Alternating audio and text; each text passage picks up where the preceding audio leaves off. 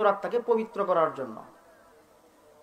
প্রত্যেকটা মানুষের দেহের মধ্যে আল্লাহ পাক এমন একটা গোস্তের টুকরা দান করেছেন, এমন একটা অঙ্গ আল্লাহ দান করেছেন, যেই অঙ্গটা ভালো হয়ে গেলে সমস্ত অঙ্গ ভালো, আর যেই অঙ্গটা খারাপ হয়ে গেলে সমস্ত অঙ্গ খারাপ। প্রত্যেকটা মানুষের দেহের ভিতরে একটা অঙ্গ দান করেছেন, সেই অঙ্গটা যদি ভালো হয়ে যায় তাহলে সব ভালো হয়ে যায়। কিন্তু আজকে আমাদের সেই অঙ্গটাকে অপবিত্র করে ফেলেছি, কালেমা যুক্ত করে ফেলেছি, কালেমায় আচ্ছন্ন হয়ে আছে। এই কলবের ভিতরে, এই অন্তরের মধ্যে আমাদের ভালো কথা ঢুকতে চায় না, খারাপ কথা ঢুকে। ভালো কথা ভালো লাগে না, খারাপ কথা ভালো লাগে। আল্লাহ পাক রব্বুল ইজ্জত ওয়াল জালাল প্রত্যেকটা মানুষের দেহের মধ্যে একটা অন্তর দান করেছেন। সেই অন্তরের মধ্যে বহু ধরনের রূপ বাসা বাঁধে। আমরা তো জানি মানুষের দেহের ভিতরে শুধু রোগে বাসা বাঁধে, রোগে আক্রমণ করেন, এটা আমরা সবাই জানি। কিন্তু অন্তরের মধ্যেও যে রোগে আক্রমণ করে, অন্তরকেও যে রোগে আক্রমণ করে রোগাক্রান্ত হয়, এই অন্তর যে রোগগ্রস্ত হয়, রোগাকৃষ্ট হয়, সেটা আমরা জানি না। প্রত্যেকটা মানুষের দেহের মধ্যে যখন রোগে আক্রমণ করেন,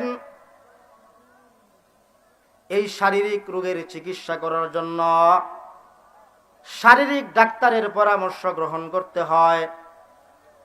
শারীরিক ডাক্তারের পরামর্শ গ্রহণ করতে হয়। অন্তরের রোগ জীবাণু হলে কার পরামর্শ গ্রহণ করা দরকার, সেটাও কিন্তু আমার আপনার জানা দরকার। শারীরিক রোগের চিকিৎসা করার জন্য শারীরিক ডাক্তারের পরামর্শ গ্রহণ করলে শারীরিক রোগ নিবারণ করা যায়।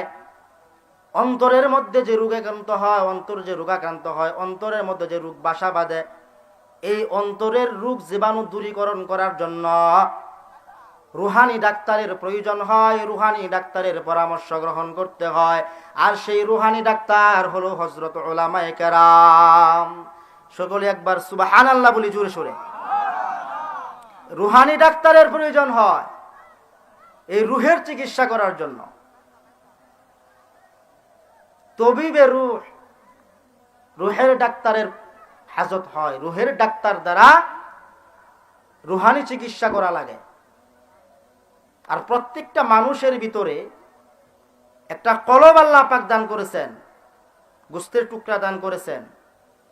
এই কলবটাকে গুনাহমুক্ত করতে হবে, এই কলবটাকে পাপ মুক্ত করতে হবে, এই কলবটাকে পরিষ্কার করা লাগবে, এই গুনাহটাকে রোগমুক্ত করার চেষ্টা করতে হবে। আল্লাহ পাক প্রত্যেকটা মানুষের দেহের ভিতরে একটা কলব দান করেছেন। বুখারী শরীফের হাদিসের মধ্যে আছে,